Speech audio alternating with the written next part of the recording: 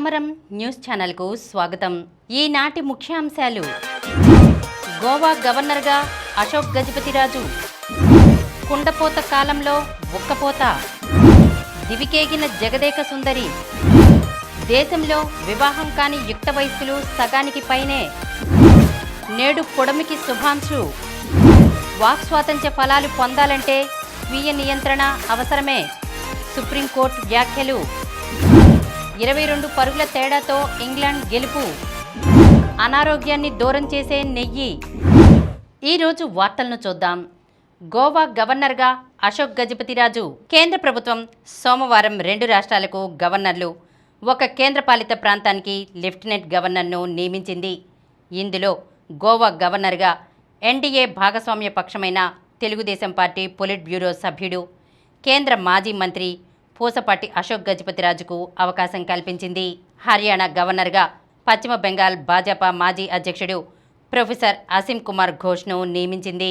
Ladakh lieutenant గవర్నర్గా ఉన్న brigadier beedi Mishra రాజీనామా చేయడంతో ఆయన స్థానంలో జమ్మూ కాశ్మీర్ మాజీ ఉప ముఖ్యమంత్రి, మాజీ స్పీకర్ కవిందర్ గుప్తకు అవకాశం ఇచ్చింది.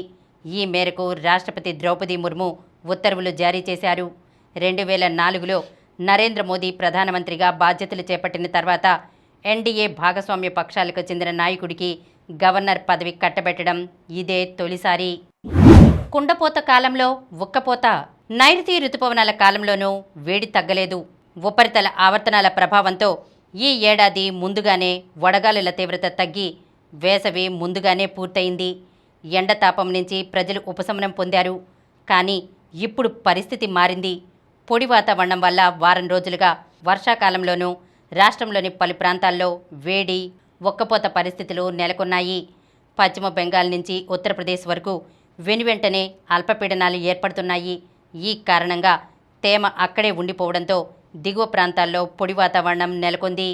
రాష్ట్రంలోని పలుచోట్ల 39 డిగ్రీలకు పైగా నమోదవుతున్న గరిష్ట ఉష్ణోగ్రతలు ఉక్కిరిబిక్కిరి చేస్తున్నాయి. దివికేగిన జగదేక సుందరి. ప్రముఖ నటుడు కోటా శ్రీనివాసరావు మృతి నుంచి సినీ ప్రేమికులు తేరుకోకముందే బహుభాషా నటి, అలనాటి వెండితెర జగదేక సుందరి బి సరోజాదేవి కన్నుమూశారు. వయసు రీత్యా వచ్చిన అనారోగ్య సమస్యలతో సోమవారం బెంగళూరులో ఆమె తుదిశ్వాస విడిచారు. మల్లేశ్వరంలోని నివాసానికి పలు రంగాలకు చెందిన వారు వచ్చి భౌతిక కాయం వద్ద నివాళులర్పించారు. కన్నడ, తెలుగు, తమిళ, హిందీ భాషల్లో 200కు పైగా చిత్రాల్లో నటించిన ఆమె అభిమానుల మనసుల్లో శాశ్వత ముద్ర వేశారు. సీనియర్ నటి సరోజాదేవి మృతి పట్ల గవర్నర్ అబ్దుల్ నజీర్, సీఎం చంద్రబాబు తీవ్ర విచారం వ్యక్తం చేశారు. తెలుగు, తమిళ, కన్నడ, హిందీ సినిమాల్లో నటించిన ఆమె దక్షిణ భారత చలనచిత్ర రంగంలో ప్రత్యేక గుర్తింపు పొందారని చెప్పారు. సరోజాదేవి కుటుంబ సభ్యులకు ప్రగాఢ సానుభూతి తెలియజేశారు. దేశంలో వివాహం కాని యుక్త వయస్కులు సగానికి పైనే. దేశంలో పెళ్లి కాని వారు నానాటికి అధికమవుతున్నారు. ఉన్నత చదువులు, ఇతరత్రా కారణాల వల్ల వివాహాలు ఆలస్యమవుతున్నాయి. దీంతో పిల్లల జనన శాతం తక్కువైపోతోంది. యుక్త వయసున్న జనాభాలో సగానికి పైగా అంటే 51.1% మందికి వివాహాలు కాలేదు. ఇది పురుషుల్లో 56.3% కాగా మహిళల్లో 45.7% ఉన్నట్లు తేలింది. తెలుగు రాష్ట్రాల విషయానికి వస్తే తెలంగాణలో 47.5%, ఏపీలో 43.7% పెళ్లి కాని వారు ఉన్నారన్న విషయాన్ని జనాభా లెక్కల విభాగం వెల్లడించింది. 2022లో దేశవ్యాప్తంగా నిర్వహించిన జాతీయ సర్వేలో ఈ అంశాలు వెల్లడయ్యాయి. నేడు పొడమికి శుభాంశు. రోదస్లో 18 రోజులు గడిపి మానవాళికి ప్రయోజనం కలిగించే అనేక ప్రయోగాలను విజయవంతంగా నిర్వహించిన భారత వ్యోమగామి శుభాంశు శుక్లా ఈరోజు భూమికి తిరిగి రానున్నారు. ఆయన యాక్సియం 4 మిషన్లో భాగంగా ఉన్న మరో 3 వ్యోమగాములు సోమవారం అంతర్జాతీయ అంతరిక్ష కేంద్రానికి వీడ్కోలు పలికి డ్రాగన్ గ్రేస్ వ్యోమనౌకలో తిరుగు ప్రయాణమయ్యారు. 22.5 గంటల ప్రయాణం తర్వాత భారత కాలమానం ప్రకారం ఈరోజు మధ్యాహ్నం అంటే 3 గంటల 1 నిమిషానికి అమెరికాలోని కాలిఫోర్నియా తీరానికి చేరువలో సాగరంపై ఈ వ్యోమనౌక దిగుతుంది. శుభాంశుతో పాటు యాక్సియం 4 వ్యోమగాములు పెగ్గీ విట్సన్, విస్నియస్కి, టెబర్ కవులు ఐఎస్ఎస్ వ్యోమగాముల నుంచి సెలవు తీసుకున్నారు. సోమవారం మధ్యాహ్నం 2 గంటల 25 నిమిషాలకు అంతరిక్ష కేంద్రానికి అనుసంధానమై ఉన్న డ్రాగన్ వ్యోమనౌకలోకి ప్రవేశించారు. వాక్ స్వాతంత్ర ఫలాలు పొందాలంటే స్వీయ నియంత్రణ అవసరమే. సుప్రీంకోర్టు వ్యాఖ్యలు. వాక్ స్వాతంత్ర్య హక్కు, భావ వ్యక్తీకరణ స్వేచ్ఛలకున్న విలువ, వాటి ప్రాముఖ్యతల గురించి దేశ పౌరులు తప్పనిసరిగా తెలుసుకోవాలని సుప్రీంకోర్టు అభిప్రాయపడింది. అదేవిధంగా స్వీయ నియంత్రణ, సంయమనం ఆవశ్యకతను ప్రతి ఒక్కరూ గుర్తిరిగి నడుచుకోవాలని స్పష్టం చేసింది. సామాజిక మాధ్యమాల్లో వెల్లువెత్తుతున్న ప్రమాదకర పోస్టుల నివారణకు అనుసరించాల్సిన మార్గదర్శకాల జారీపై యోచిస్తున్నట్లు justice B V Nagarathna, justice K V Viswanathan ధర్మాసనం సోమవారం వెల్లడించింది. విద్వేషపూరిత పోస్టులతో ఎటువంటి ప్రయోజనం లేదని పేర్కొంది.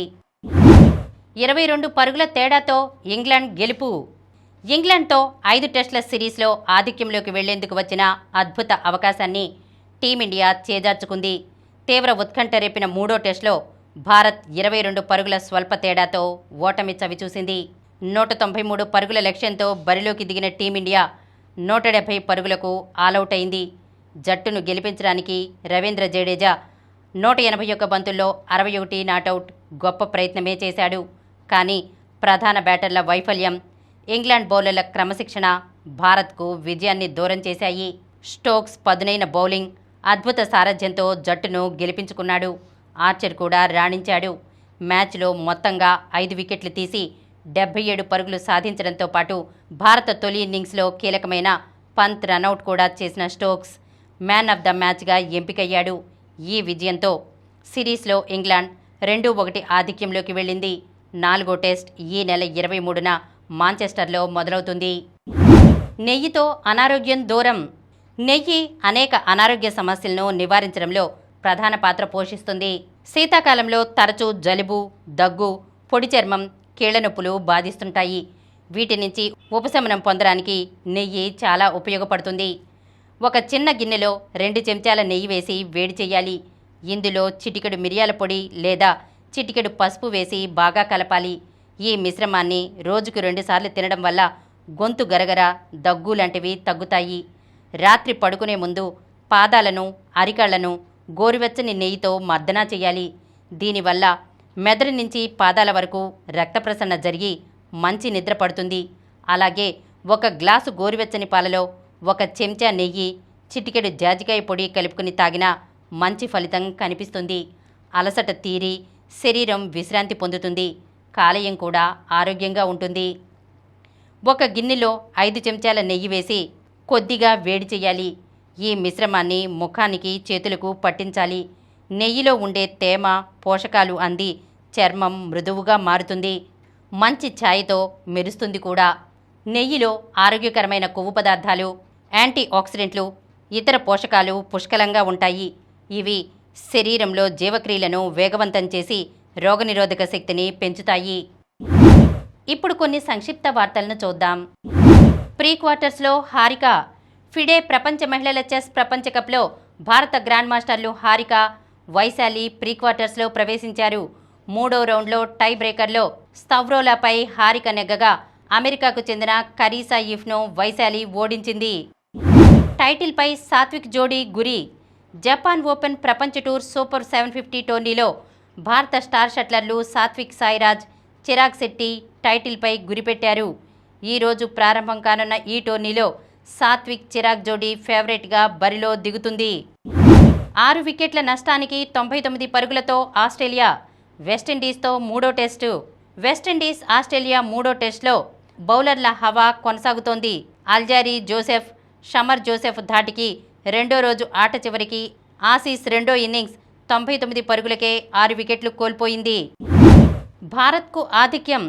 ఇంగ్లాండ్ అండర్-19 జట్టుతో యూత్ తొలి టెస్టులో భారత అండర్-19 జట్టు తొలి ఇన్నింగ్స్లో 101 పరుగుల ఆధిక్యాన్ని సాధించింది. 2వ రోజు సోమవారం ఓవర్ నైట్ స్కోర్ 5 వికెట్ల నష్టానికి 230 పరుగులతో తొలి ఇన్నింగ్స్ కొనసాగించిన ఇంగ్లాండ్ 439 పరుగులకు ఆలౌట్ అయింది. Ekanth Singh, Albert, Jack home స్కోరును 400 దాటించారు. హెనిల్ పటేల్, అంబరీష్, వైభవ్ ప్రత్యర్థిని కట్టడి చేశారు. ఆట ఆఖరికి 2వ ఇన్నింగ్స్లో భారత్ 3 వికెట్లకు 128 పరుగులు సాధించింది. దక్షిణాఫ్రికా బోణి. ముక్కోణపు టీ20 టోర్నమెంట్లో దక్షిణాఫ్రికా బోణి కొట్టింది. సోమవారం తొలి మ్యాచ్లో సఫారీ జట్టు 5 వికెట్ల తేడాతో జింబాబ్వేను ఓడించింది. మరిన్ని వార్తా విశేషాలతో రేపటి సమరం న్యూస్ ఛానల్లో మళ్ళీ కలుద్దాం. ప్రతిరోజు వార్తా విశేషాల కోసం అనతి కాలంలోనే 20 కోట్లకు పైగా వ్యూస్ సాధించిన సమరం ఛానల్ సమర్పించు సమరం న్యూస్ ఛానల్కు సబ్స్క్రైబ్ చేయండి, లైక్ చేయండి, మీ ఫ్రెండ్స్కి షేర్ చేయండి. అలాగే ప్రక్కనున్న గంట సింబల్ని ప్రెస్ చేయడం మర్చిపోకండి.